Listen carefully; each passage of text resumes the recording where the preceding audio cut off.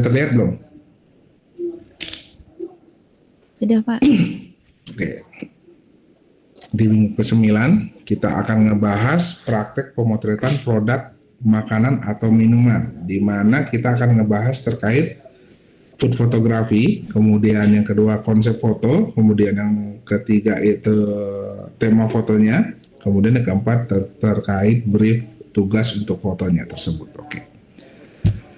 Yang pertama dari food fotografi.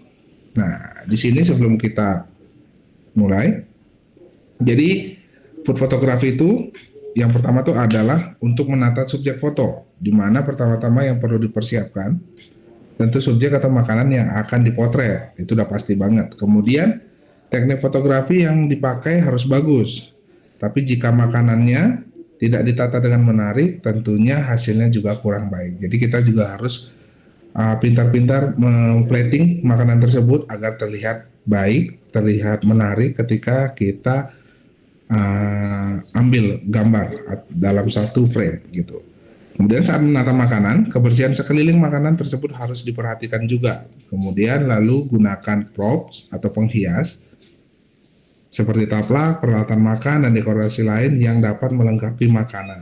Dalam artian di sini ya kalian kalau memang membutuhkan elemen visual tambahan ya kalian tambahkan agar terlihat lebih menarik lagi ketika kalian menjepret sebuah objek gitu. Ada yang masuk ya? Oke. Kita next. Nah, dari food fotografi kita masuk ke pencahayaan, di mana pencahayaan yang baik untuk food fotografi biasanya pencahayaan yang lembut. Biasanya didapatkan dengan sumber cahaya yang berukuran besar, misalnya cahaya dari jendela di pagi hari atau sore hari. Kemudian jika menggunakan lampu flash atau studio, maka aksesoris seperti payung, fotografi, atau softbox. Kalian kan kemarin sudah membuat tugas tuh, pasti masih menyimpan mini studio box. Nah itu sangat berguna banget nanti untuk ketika kalian eksekusi si pemotretan produk makanan ini gitu. Kemudian arah pencahayaannya juga harus diperhatikan. Hindari mengarahkan cahaya dari depan, cobalah dari sisi kanan atau sisi kiri, sehingga bentuk dan detail dan tekstur dari makanan terlihat lebih jelas gitu. Jadi yang sudah saya jelaskan sebelumnya bahwa fungsi dari kita cahaya ada di sebelah kiri dan kanan untuk memperjelas sudut-sudut dari makanan tersebut, sehingga pada saat difoto itu hasilnya terlihat semuanya, jadi tidak ada yang blur, tidak ada yang kurang, jadi benar-benar satu kesatuan untuk kelihatan semua gitu. Oke, yang ketiga ada peralatan fotografi yang mendukung, antara lain ada tripod, udah pasti kalian pasti harus menggunakan tripod tersebut agar tidak goyang. Kemudian lensa makro untuk menangkap detail makanan yang berukuran kecil misalnya, kemudian flash dan papan reflektor untuk memantulkan cahaya untuk mengisi daerah bayangan. Jadi kalau untuk fotografi, bayangan yang ada di belakang objek itu sangat dilarang gitu. Jadi itu yang membuat foto tersebut kurang menarik gitu. Kemudian perhatikan juga settingan kamera. Di sini bagi yang belum belajar dasar fotografi, mode P pasti itu program gitu. Kemudian jika menggunakan tripod, gunakan ISO rendah seperti ISO 100. Tapi jika tidak menggunakan tripod, kalian bisa menaikkan ISO sesuai dengan kondisi cahaya lingkungan. Kemudian jika menggunakan cahaya matahari dari jendela, gunakan ISO 200, tapi jika menggunakan cahaya lampu interior, kalian bisa menaikkan ISO-nya sampai 900. Lebih dari itu pasti over cahaya, ya itu tidak baik buat hasil fotonya nanti gitu, tidak real jadinya. Kemudian dari settingan kamera yang kelima, kita juga harus perhatikan sudut pengambilan atau angle-angle-nya, di mana sudut pengambilan yang populer ada dua, yaitu ada high angle dan low angle. Nah, di sudut low angle, posisi kamera diletakkan secara atau hampir sejajar dengan makanan. Ya, kalian bisa membayangkannya sejajar dengan makanan, low angle itu. Jadi harus lurus antara makanan dan lensa kalian. Kemudian sudut low angle ini memberikan kesan kepada kita bahwa makanannya sangat dekat dan besar, jadi kalian bisa close up gitu. Kemudian kalau untuk di sudut high angle, posisi kamera diletakkan tegak lurus di atas makanan. Sudut high angle efektif untuk makanan yang tidak memiliki sisi yang menonjol, seperti hidangan sayuran, pizza, dan sebagainya. Selain hidangan sayuran, pizza, makanan-makanan yang disajikan dengan wadah, dengan piring, dengan mangkok misalnya, gitu. Atau kalau dari segi minuman, menggunakan gelas cangkir yang benar-benar tidak ada ujungnya. Kemudian kita masuk dari food photography, kita masuk ke konsep foto, di mana food photography merupakan jenis fotografi yang menggunakan makanan sebagai objek pemotretan. Fotografi diibaratkan seperti seseorang yang sedang membuat lukisan. Semakin baik lukisan digambar, maka akan muncul keseimbangan yang sempurna dari realitas dan seni yang ada di pikiran orang-orang. Nah, foto makanan merupakan salah satu elemen yang kuat untuk menunjukkan dan memperkenalkan rasa, identitas atau jati diri dari suatu produk, baik produk komersil maupun produk budaya kuliner. Jadi dengan adanya kita membuat konsep sebelum kita eksekusi, hasil yang akan kita mau itu pasti sesuai dengan apa yang kita inginkan, dalam artian hasil akhirnya gitu. Misalnya kalau hasilnya pinginnya A, ya pasti keluarnya akan A gitu. Makanya konsep itu sangat penting banget dalam setiap kalian sebelum mengeksekusi gitu. Nah, untuk di food fotografi tersebut itu sebagai acuan juga untuk memperlihatkan sisi baik atau yang buat menarik dari produk tersebut agar bisa dilempar ke masyarakat, supaya nggak hanya masyarakat sih, secara umum dibawa ke masyarakat, orang bisa tahu bahwa ini nih makanannya, misalnya makanan A ya jadinya A gitu. Jadi sebuah identitas juga.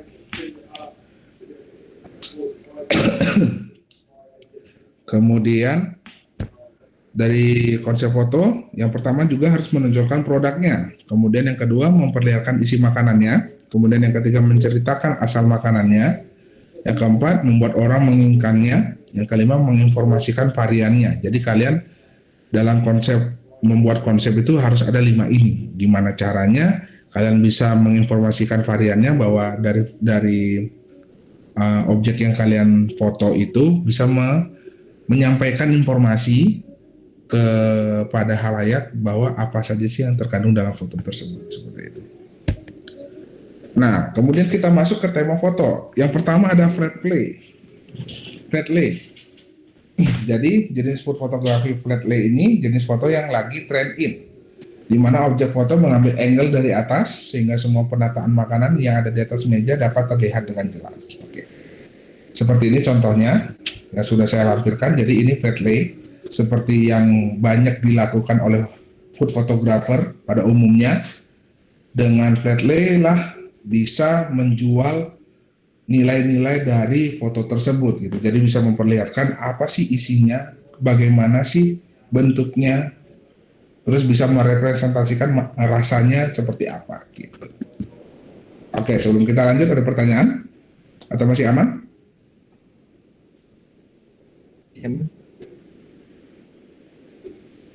Halo? Sepertinya masih aman, Pak. Masih aman ya? Baik, kita lanjut dari flat lay, kita masuk ke hand in frame. Jadi jenis foto yang menggunakan berbagai macam style, biasanya ada tangan sebagian yang masuk ke dalam frame foto. Nah, itu yang dimaksud dengan hand in frame. Misalnya saat sedang mengambil makanan dengan sumpit atau memegang gelas atau cangkir, atau kalian sedang makan mie ayam atau bakmi, tangan kalian sedang memegang sumpit, nah itu sudah juga termasuk dalam hand in frame gitu. Seperti ini contoh-contohnya yang sudah saya lampirkan. Kalian bisa jadikan ini sebagai referensi kalian. Jangan banyak banget referensi-referensi, entah di Google, entah di Pinterest, entah di Canva, itu banyak banget kok hand in frame. Kemudian kita masuk ke survei. Style yang satu ini mungkin belum umum, yaitu dengan memasukkan bagian atau sebagian kaki ke dalam frame. Misalnya ketika memegang makanan dan fotografer memperlihatkan sepatu atau alas kakinya di dalam frame tersebut gitu. Seperti ini contohnya. Nah, ini juga termasuk dalam Sophie fotografi, food fotografi, bukan Sophie food ya. Nah, ini juga sebagai referensi kalian nanti, kalian bisa mencari-cari lagi. Ini contoh yang sudah saya lampirkan sebagai referensi. Gitu. Nah, kemudian yang keempat ada storyteller. Biasanya pada jenis foto ini terdapat cerita dalam foto. Kemudian objek foto selalu disertakan berbagai elemen atau prop seri yang sesuai dengan tema. Misalnya foto Candy ada elemen sweetnya. Gitu. Jadi gimana caranya kita membuat sebuah foto dalam satu frame itu bisa bercerita. Kayak ini kan bercerita colorful bahwa ini harus dimiliki oleh anak-anak si produknya seperti itu. Nah, seperti ini juga contoh-contohnya storyteller. Kalian bebas nanti mau makanan atau minuman. Kemudian yang kelima, yang terakhir ada moody. Jenis foto ini banyak digunakan oleh para fotografer untuk objek minuman kopi. Foto dengan mood yang khas dengan pencahayaan yang dibuat kesan gelap atau darkness untuk bisa menghasilkan foto yang dramatis. Jadi secara tidak langsung ketika orang-orang melihat hasil jepretan tersebut sangat dramatisir, bisa mendramatisir gimana sih ya ngomongnya. Tingkat emosional dari si halayak itu terbangun gitu. Jadi secara tidak langsung tingkat emosionalnya dia bergairah, terbangun sehingga dia bisa langsung membeli dan mencoba si produk tersebut. Tingkat emosionalnya jadinya ada gitu, dengan jenis fotografi moody ini. Nah, seperti ini contoh-contohnya juga. Oke, sampai sini ada pertanyaan?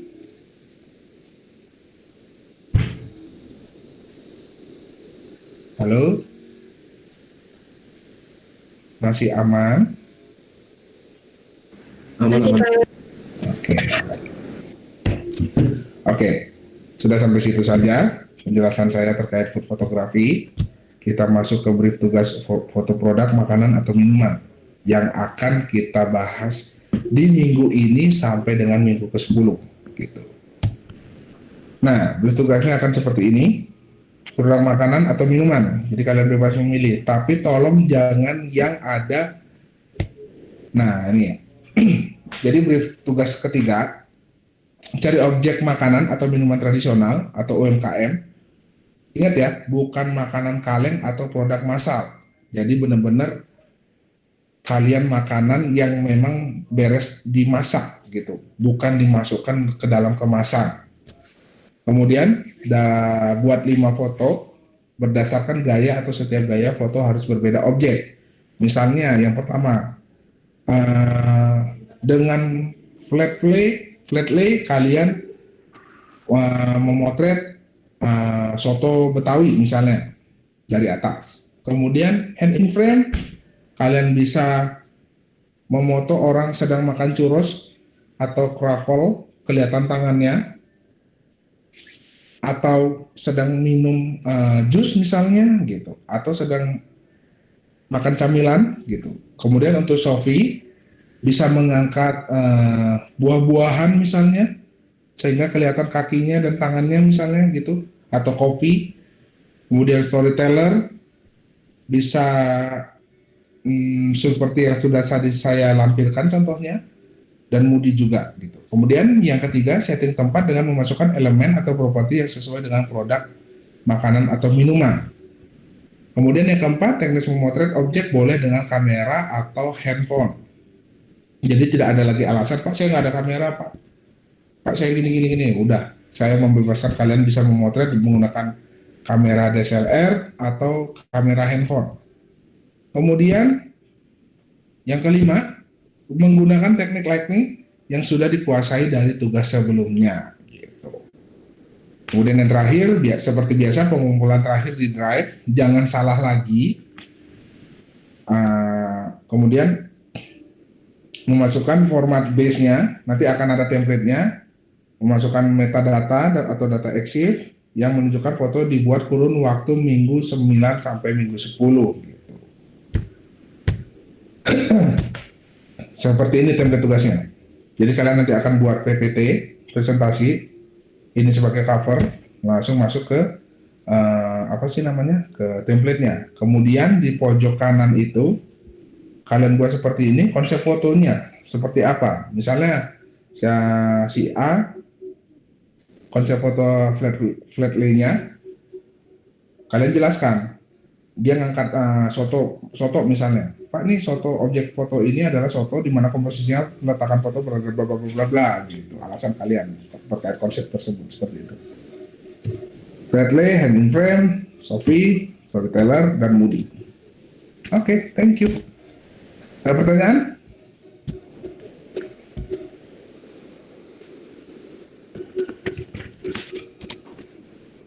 Guys,